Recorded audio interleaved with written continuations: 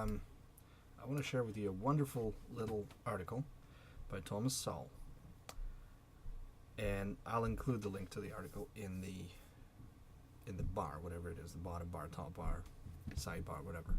Anyway, it's called The Income Confusion. Believe me, it's great.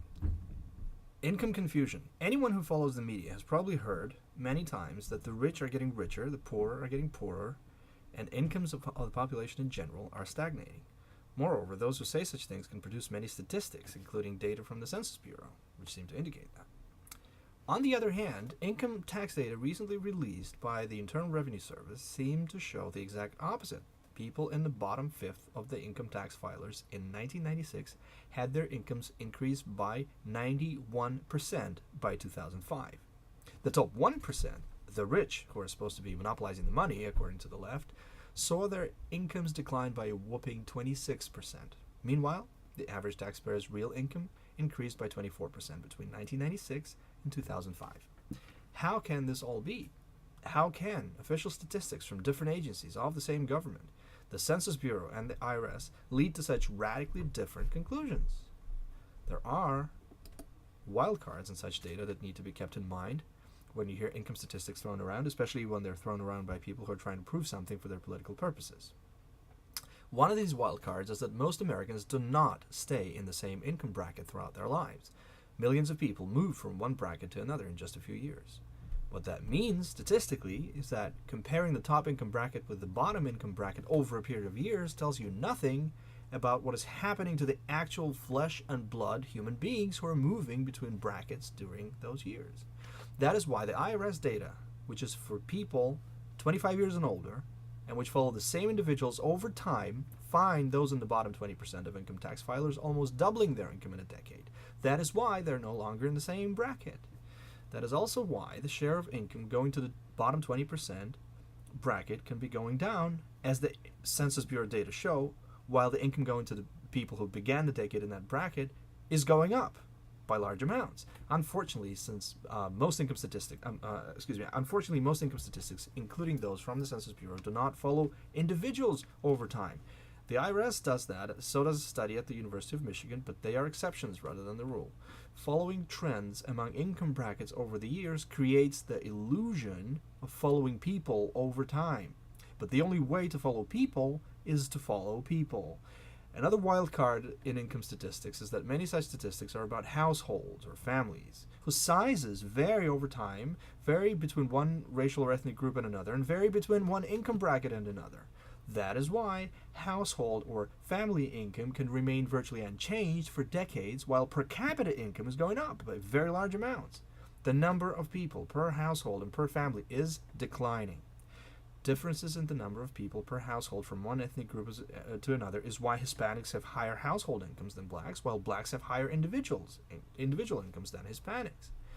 Considering the millions of dollars being paid to each of the anchors who broadcast network news, surely these networks can afford to hire a few statisticians to check the statistics being thrown around before these numbers are broadcast across the land as facts on which we're supposed to base policies and elect presidents. Now that the Internal Revenue data show the opposite of what the media and the politicians have been saying for years, should we expect either to change? Not bloody likely. The University of Michigan study, which has been going on for decades, shows patterns very similar to those of the IRS data. Those patterns have been ignored for decades. Too many in the media and in politics choose whatever statistics fit their preconceptions. I think this is brilliant. I mean, it's not very complicated, right? It's just understanding what is behind the statistics, understanding the definitions of what is being described to us, of the data that is being given to us. Again, to sum it up, if I even need to do that, statistical categories are not the same as people. To say that top 10% or bottom 20% income have been declining doesn't mean it's a fixed group of people whose incomes have been declining. The majority of the people in the bottom 20% 10 years later are not in the bottom 20%. So their incomes have actually grown. It's the new labor, right? It's the young people who have joined the labor force, are still inexperienced, and are not making a lot of money at the start of their careers that populate the bottom 20% now. age is another thing that Sowell often talks about, but doesn't in this particular article. Younger people tend to make less. Duh. You know, you start out as an inexperienced worker, and you know, start out at the bottom of the economic ladder, and then you climb up. As you learn more marketable skills, as you increase your marginal productivity, you get paid more and more over time. Of course, older people tend to make more. What's mysterious about that? Nothing. So again, you know, do not be intimidated by statistics being thrown around. I do two things usually when somebody tries to intimidate me with some stats. I ask them to clearly define what the hell they're talking about. If they say, you know, top 20% or bottom 10%, whatever, I ask them to actually nail the definition down and make it as clear as possible. And second, I always ask for their data source and the methodology if it's a study being cited to me. Because many times you will find a lot of problems with either sourcing the data or the methodology of a study. So, you know, and those actually become pretty interesting conversations a lot of times.